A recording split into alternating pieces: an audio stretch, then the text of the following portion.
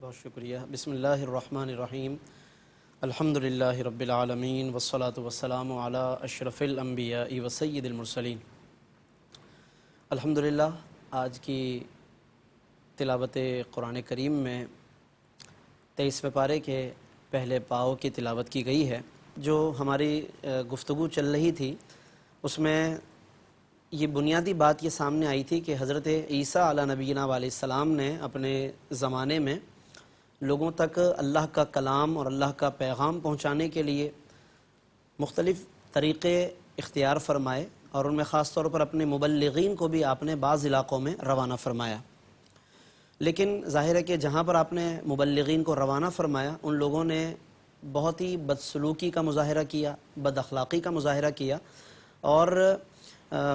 ہر طرح سے انہوں نے ان مبلغین کی نہ صرف بے احترامی اور بے توقیری کی بلکہ ان کے پیغام کا بھی انتہائی شدت کے ساتھ رد کیا۔ ایسے موقع پر اللہ رب العزت نے اسی بستی میں دور و دراز کے رہنے والے ایک شخص کو نور ایمان عطا فرمایا، ہدایت اور توفیق عطا فرمائی، اور وہ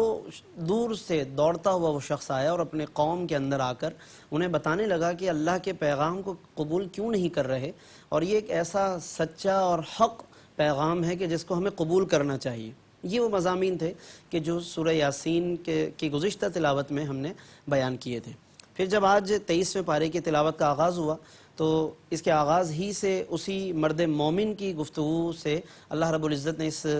پارے کا آغاز فرمایا، اور اس کے نام کے بارے میں مختلف اقوال ہیں۔ زیادہ تر علماء نے فرمایا کہ وہ حبیب نجار تھے وہ، اور بعض علماء نے جو علاقہ لکھا ہے وہ ملک شام کے علاقوں میں سے ایک علاقہ تھا جس کو انطاکیہ کہتے ہیں، یعنی کہ ایک بستی تھی یا ایک علاقہ تھا، اور اس کا وہ رہنے والا تھا یا وہاں کے رہنے والے وہ لوگ تھے۔ چنانچہ وہ مرد مومن جو حبیب نجار تھے انہوں نے بہت بے باکی کے ساتھ، بے خوفی کے ساتھ اللہ تبارک و تعالیٰ کی توحید کا اعلان کیا، اللہ کے رسولوں کی رسالت کا اعلان کیا، اور بتوں کا بہت شدت کے ساتھ رد کیا۔ چنانچہ اس نے کہا کہ وَمَا لِيَ لَا أَعْبُدُ الَّذِي فَطَرَنِي، میں کیوں عبادت نہ کروں اپنے رب کی جس نے مجھے پیدا کیا، وَإِلَيْهِ تُرْجَعُونَ، اور اسی کی طرف تم سب کو لوٹ کر جانا ہے۔ تو یہ ایک انداز ہے کہ جو بے باکی اور بے خوفی کی ایک بین دلیل ہے۔ لیکن ہوا یہ کہ لوگوں نے اس کے خلاف محاذ بنا لیا جس کی ظاہراً توقع موجود تھی، اور نہ صرف محاذ بنایا بلکہ اس پہ پتھر برسائے، اتنا زد و کوب کیا حتیٰ کہ حبیب نجار کا انتقال ہو گیا، یعنی وہ شہید ہو گئے۔ اور کمال یہ ہے کہ جس وقت ان پر پتھر برسائے جا رہے تھے، شہادت کا جام وہ نوش کر رہے تھے، تو ادھر تو گویا کہ وہ اس کیفیت سے گزر رہے ہیں، ان کے جسم کے ٹکڑے ٹکڑے کیے جا رہے ہیں، اور دوسری طرف قرآن بتاتا ہے اسی پارے میں 26 آیت نمبر 26، قیل ادخل الجنہ، فرشتے مجدے جاں فضاں سنا رہے ہیں کہ آؤ اللہ کی جنت میں داخل ہو جاؤ۔ اللہ کے لیے جینا اور اللہ کے لیے مرنے والوں کا یہ مقام ہے جو قرآن نے بتایا کہ قیل ادخل الجنہ۔ قال، اس پر بھی حبیب نجار کی تمنا کیا ہے؟ قال یا لیت قومی یعلمون، کاش کہ میری قوم کو یہ پتہ چل جائے کہ رب نے مجھے کتنا نوازا ہے، تو کچھ ان کی بھی آنکھیں کھلیں۔ یعنی تمنا یہ ہے کہ کاش کہ وہ بھی ہدایت پالیں اور انہیں یہ سب حقائق پتہ چلیں، کیونکہ وقتی طور پر وہ یہ ساری ضد بحث کر رہے ہیں، انبیاء کی مخالفتیں کر رہے ہیں، لیکن پس پردہ جو حقائق ہیں کاش کہ انہیں پتہ چل جائیں۔ لیکن بہرحال وہ قوم نہ مانی اور کسی طریقے سے بھی وہ باز نہ آئے اپنے ان تمام تر گستاخیوں بے ادبیوں سے، اور بالآخر اس قوم پر پھر تباہی نازل ہوئی اور نزول عذاب ہوا، اور وہ سب کے سب تباہ و برباد کر دیے گئے۔ اور اللہ رب العزت نے پھر یہاں پر اسی رکوع میں ایک اصولی انداز میں ایک بات فرمائی کہ یا حسرتن علی العباد، بندوں پر افسوس ہے، ما یاتیہم من رسول، ان کے پاس جو رسول بھی آتا ہے الا کانوا بہ یستہزئون، یہ مذاق اڑاتے ہیں اس کا، یعنی رسول آتے ان کے بھلے کے لیے، آتے ہیں ان کے نفع کے لیے، مگر فرمایا کہ حسرت اور افسوس ہے ان پر، ان بندوں پر کہ جو بہرحال گستاخیاں کرتے ہیں اور بدسلوکی کرتے ہیں نبیوں کے ساتھ یا نبیوں کے نمائندوں کے ساتھ، اور پھر استہزاء کرتے ہیں، مذاق اڑاتے ہیں۔ تو اللہ رب العزت نے یہاں پر یہ بات اس لیے فرمائی تاکہ لوگ باز آئیں اپنے ان کرتوتوں سے اور اللہ رب العزت کی طرف رجوع لائیں۔ اس کے بعد پھر اگلے رکوع کی تلاوت کی گئی جس کے اندر ابتدا میں ہی اللہ رب العزت نے کائنات کے اندر پھیلی ہوئی گناگوں اپنی جو دلائل قدرت ہیں، مظاہر فطرت ہیں، ان کو بیان فرمایا، بارشوں کا ہونا، اس سے مردہ اور بنجر زمینوں کا آباد ہو جانا، اور باغات کا لہلہاتے باغات کا لگ جانا، پھر کبھی گردش لیل و نہار ہے، کبھی شمس و قمر کا نظام ہے، اور پھر برس ہا برس گزر گئے کائنات کے اس نظم و ضبط پر، لیکن اس میں کوئی خلل نہیں آیا، کوئی بوسیدگی نہیں آئی۔ آسمان کبھی بوسیدہ ہو گیا ہو، اس کا کوئی ٹکڑا بوسیدہ ہو کر گر گیا ہو، اس کا باہم ربط کتنا شاندار، کتنا حسن ہے، ستاروں اور کہکشاؤں کی یہ چمک دمک ہے، شمس و قمر ہے۔ اور یہ تمام آیتیں قرآن کریم نے نشانیاں اسی دوسرے رکوع میں یعنی 23ویں پارے کے دوسرے رکوع میں اللہ رب العزت نے بیان فرمائی ہیں۔ اور اصل میں ان تمام باتوں کو بیان کر کے لوگوں کو یعنی کفار قریش کو اور دیگر منکرین کو بعث بعد الموت یعنی مرنے کے بعد دوبارہ زندہ کیے جانے کی طرف ان کی رہنمائی کی گئی، تاکہ انہیں یہ معلوم ہو کہ جو رب اتنا بڑا نظام چلانے پر قادر ہے، وہ اس نظام کو دوبارہ تہ و بالا کر کے دوبارہ سے ایک نئی کائنات بسانے پر کیوں قادر نہیں؟ ہمیں پیدا کر سکتا ہے تو پھر موت دے کر دوبارہ زندہ بھی فرما سکتا ہے۔ یہ اللہ رب العزت نے بہت بہترین اور انتہائی دلائل کے ساتھ اللہ رب العزت نے، اور دلائل بھی وہ کہ جو روزانہ انسان دیکھتا، مشاہدہ کرتا اور اپنے حواس کے ذریعے سے ان کو محسوس کرتا ہے۔ پھر اس کے علاوہ سمندروں کا سفر بیان کیا کہ تم ہی سمندروں میں سفر کرتے ہو، ان تیز و موجوں اور ہواؤں کا مقابلہ بھلا تمہارے بس میں کہاں تھا، لیکن اللہ نے تمہیں کشتیاں بنانے، جہاز بنانے کی توفیق دی، وہ تمہیں ٹیکنیک سکھائیں کہ جس کے ذریعے آج تم سمندروں کے سینے کو چیر کر منزل مراد تک پہنچتے ہو، اور اندر غواصی کر کے غوطہ زن ہو کر تم اللہ کی نعمتوں کو وہاں سے چن کر لے کر آتے ہو، اور اس پر پورا بزنس ہے، پوری تجارت ہے، تمہارا کاروبار حیات اس پر چل رہا ہے۔ تو اس طریقے سے پھر اللہ نے توجہ دلائی، اور پھر آگے یہ آیت نمبر 44 میں فرما دیا کہ یہ جہاز ہم چاہیں تو یہ تمہارے بحری جہاز کل اعلام جو پہاڑوں کی مانند ہیں، انہیں چاہیں تو آنن فانن زمیں بوز کر دیں، غرق کر دیں، لیکن فرمایا کہ تم کامیابی سے ہمکنار ہوتے ہو، سفر کرتے ہو، الا رحمتا منا، یہ صرف ہماری مہربانی ہے۔ یعنی کہ جہاز فی نفسہ ہی سبب حفاظت نہیں ہے، اگر تمہاری اور ان کی حفاظت ہو رہی ہے یہ ہماری رحمت ہے، یہ ہماری مہربانی ہے، تو پھر تم ہماری طرف کیوں نہیں پلٹتے؟ یہ کتنے خوبصورت مضامین ہیں جو سورہ یاسین میں اللہ رب العزت نے بیان فرمائے، لیکن کفار اس کے باوجود روگردانی کرتے رہے، اور جب انہیں کہا جاتا کہ اللہ کے راستے میں خرچ کرو، کچھ لوگوں کی مدد کرو، تو پھر وہ مذاق اڑاتے تھے، کہتے تھے قال الذین کفروا للذین آمنوا، اہل ایمان سے کہتے تھے انطعم من لو یشاء اللہ اطعمہ، ہم کھلائیں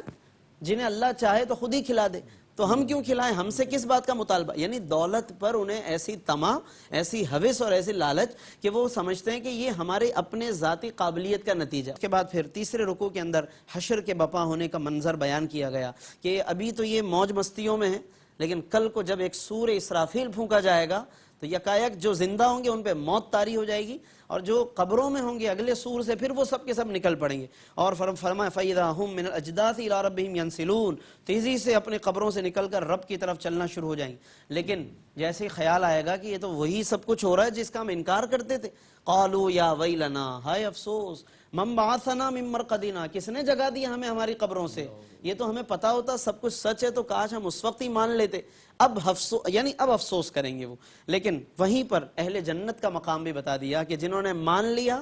جانا اور پھر مان لیا، سر تسلیم خم کر دیا، تو فرمایا کہ ان کا مقام یہ ہے کہ ان اصحاب الجنت اليوم فی شغل فاکہون، وہ تو اس دن اپنے شغل کے اندر لطف اندوز ہو رہے ہوں گے اہل جنت، اور بہت ساری نعمتیں گنائی ہیں لیکن وقت کم ہے، میں ایک اہم ترین نعمت جو اہل جنت کے لیے وہ آیت نمبر 58 میں بیان کی سورہ یاسین، سلام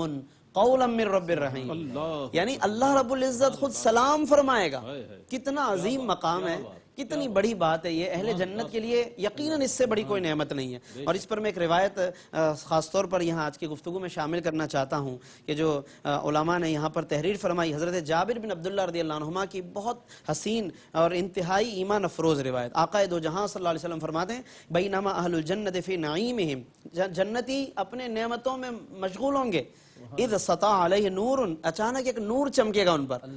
جنتی مشغول ہیں، ایک نور چمکے گا جنت میں، فرفعوا رؤوسہم، اپنے سر اٹھائیں گے اوپر، فاذا الرب تعالی، تو وہ رب کی تجلی ہوگی دراصل وہ نور رب کا جلوہ ہوگا قد اشرف علیہم من فوقہم، کہ جو اوپر سے ان پر ایک ظاہر ہوگا. فقال، اور اس نور سے آواز آئے گی السلام علیکم یا اہل الجنہ، اے جنت والو تم پر سلام ہو. اللہ خود سلام فرمائے گا. کذالک، حضور کہتے ہیں یہی وہ بات ہے جو سورہ یاسین میں ہے سلام قولا من رب، یعنی حضور نے خود اس کی تفسیر فرما دی. پھر فرماتے ہیں کہ فینظر الیہم وینظرون الیہ،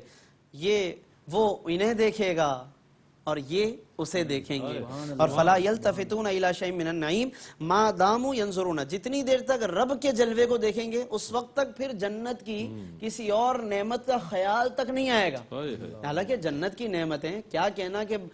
برسوں کی مسافت سے اس کی خوشبو آ رہی ہوگی، اور اب عین جنت میں ہو کر رب کے جلووں میں جب گم ہوں گے تو پھر کسی اور طرف وہ متوجہ نہیں ہوں گے. یہی صوفیہ کہتے ہیں کہ جو رب کے جلووں میں جب گم ہو جائے تو پھر اس کے لیے وہ عبادت اللہ کی محبت بن جاتی ہے. یعنی وہ عبادت بھی اس لیے کرتا ہے کہ میرا رب مجھ سے عبادت چاہتا ہے، وہ محبت کا ذریعہ بن جاتی ہے. حتیٰ یحتجب عنہم، اور یہ منظر اس وقت تک رہے گا حتیٰ کہ اللہ تعالیٰ محجوب ہو جائے گا حجاب میں. وَيَبْقَى نُورُهُ، لیکن اس کا نور قائم رہے گا. وَبَرَكَتُهُ عَلَيْهِمْ وَفِي دِيَارِهِمْ، اور اہل جنت پر اور ان کے محلات پر اس کی برکتیں چھائی بھی رہیں گی. تو بہت کمال نعمت ہے. اللہ کریم سے دعائیں بھی کریں ان بابرکت پر مسرت اور بابرکت لمحات میں کہ ہم اللہ سے ان نعمتوں کا سوال کریں. اور پھر اس کے بعد مجرمین کا ذکر کیا کہ مجرمین کو پھر علیحدہ ہونے کا کہا جائے گا. وہ مسلمانوں کے ساتھ یا اہل ایمان کے ساتھ متقین کے ساتھ بظاہر میدان محشر میں وارد ہو جائیں گے یا کھڑے ہوں گے، لیکن پھر الگ الگ کیا جائے گا. اور پھر ان کے منہ پر ہاتھوں پہ مہر لگائی جائے گی. اور ایک یعنی اس میں مختلف مواقع ہیں کہ جب کچھ کلام بھی کریں گے کسی وقت مہر بھی لگے گی. اور پھر اس کے بعد اللہ رب العزت نے اگلے رکوع میں نبی کریم صلی اللہ علیہ وسلم کے کچھ مراتب کی طرف اشارہ فرمایا، نزول قرآن کے مقصد کی طرف اشارہ فرمایا. فرمایا کہ وما علمناہ الشعر، ہم نے نبی علیہ السلام کو شعر نہیں سکھایا. وما ينبغي له، اور ان کے شایان شان بھی نہیں ہے. پھر آگے نزول قرآن کے مقاصد بیان کیے کہ لینذر من کان حیا، جس کے اندر کچھ رمق حیات ہے، جس کے اندر کچھ سوچنے سمجھنے کی صلاحیت ہے، اس کے لیے ہم نے یہ قرآن نازل کیا تاکہ اس کو آپ ڈرا سکیں. پھر اس کے بعد اللہ نے کچھ نعمتیں بیان فرمائی کہ تمہیں اللہ نے مختلف سواری کے جانور عطا کیے، کھانا پینا بھی ان کے ذریعے ہے، سواری بھی ہے، انہیں تمہارے تابع بھی بنا دیا. لیکن اس کے باوجود یہ جانور تو تمہارے تابع ہو گئے، مگر اس میں غور کر کے تمہیں خالق کے تابع ہونا چاہیے تھا، مگر تم نہ ہو سکے، اللہ کی اطاعت نہ کی تم نے. اور اس طرح ان کی جو نافرمانیاں ہیں اس کو بیان کیا. اور پھر اس کے بعد بتایا کہ یہ اس کے باوجود بتوں کو پوجتے ہیں اور دیگر مظاہر فطرت کی عبادتیں کرتے ہیں. کائنات ان کے لیے بنائی مگر یہ خود کائنات کے آگے جھکنے والے بن گئے. اور اس طرف توجہ دلائی کہ ان کا یہ فیصلہ یقیناً غلط ہے. پھر اس کے بعد مزید کچھ آثار قدرت بیان فرمائے کہ ہم نے تو درختوں سے آگ پیدا کر دی اگر تم چاہو. اہل عرب میں جنگلات میں کچھ ایسے درخت تھے، حضرت ابن عباس کی روایت کے مطابق، کہ جن میں سے بعض درخت وہ تھے کہ جن کی لکڑیوں کو یہ کاٹ کر توڑتے تھے جب مسواک کی طرح تو اسے رس ایک خاص قسم کا پانی نکلتا، پھر ان لکڑیوں کو رگڑتے تو آگ پیدا ہو جاتی. یعنی پانی اور آگ کی یکجائی، یہ اللہ کی قدرت ہے یہاں پر کہ جو بیان فرمایا. مگر پھر بھی وہ نہ تو مرنے کے بعد دوبارہ اٹھنے پر اس سے استدلال کرتے اور نہ ہی غور کرتے تھے. تو یہ سورہ یاسین کے مضامین اور اختصار کے ساتھ چونکہ سورہ صافات کا ایک رکوع پڑھا گیا، اگلے قسط میں یعنی جب اگلا پروگرام ہوگا تو اس میں تفصیل سے ہم سورہ صافات کا ذکر کریں گے. اس میں کل 5 رکوع اور 182 آیتیں ہیں. ایک رکوع چونکہ اس کا پڑھا گیا، مختصراً عرض کروں گا کہ ابتدا اللہ رب العزت نے قسموں سے فرمائی، والصافات صفا والزاجرات زجرا فالتالیات ذکرا، صف بنائے ہوئے فرشتوں کی قسم، ڈانٹنے والے یعنی کہ جو بادلوں پہ ڈانٹ ڈپٹ کرتے ہیں، بادلوں کو ہانکتے ہیں، چلاتے ہیں، پھر بارشیں ہوتی ہیں. اور تالیات کا مطلب تلاوت کرنے والے فرشتوں کی قسم. صف بنانے والوں سے مراد کہ اللہ کے لیے پر پھیلا کر انتظار میں رہتے ہیں یا صفوں میں رہتے ہیں، یہ مختلف معانی ہیں. اور ان تمام قسموں کے بعد فرمایا کہ اللہ تم سب کا معبود ایک ہی ہے. اور یہ قسمیں اس لیے ارشاد فرمائی تاکہ یہ عظمتیں ظاہر ہوں کہ زمین میں بھی یہی حقیقت ہے اور آسمان میں بھی یہی حقیقت ہے. اور پھر آقا دو عالم صلی اللہ علیہ وسلم کی بعثت کی برکت دیکھیے کہ آقا دو عالم کی بعثت سے پہلے شیاطین آسمانوں میں جاتے تھے اور جو وہاں پہ باتیں ہوتی ان کو لے کر آ کر کچھ ملا جلا کے لوگوں کو بتاتے. اور یوں کہانت کا ایک رواج ہوا آقا دو عالم جب تشریف لائے لوگوں نے یہی سمجھا کہ یہ بھی کوئی کاہن ہے، غیب کی خبریں بتاتے ہیں، لیکن بتایا کہ کاہن نہیں ہے، یہ نبی ہیں، یہ رسول ہیں، اور آسمانوں پہ پہرا لگا دیا گیا۔ آقا دو عالم کی بعثت کی برکت کے آسمانوں کو پھر ہمیشہ کے لیے محفوظ کر دیا گیا، اور اب وہاں پہ پابندی، اگر پھر بھی کوئی شیطان آگے چلا جائے وہاں پر، یعنی زمین سے اٹھ کر کچھ سننے کی کوشش کرے، تو پھر شہاب ثاقب سے اس پر وار کیا جاتا ہے اور اس کو بھگا دیا جاتا ہے۔ اور اس کے بعد پھر کچھ کفار جس طرح حسب معمول مذاق اڑاتے ہیں اور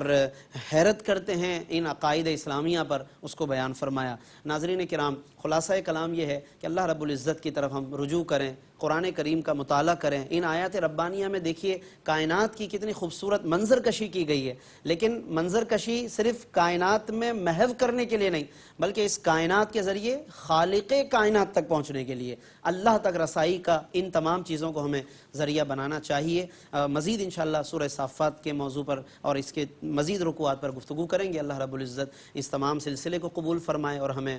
غور و خوض کے ساتھ تلاوت کرنے اور اس پر عمل کرنے کی توفیق عطا فرمائے۔ وآخر دعوانا ان الحمدللہ رب العالمین۔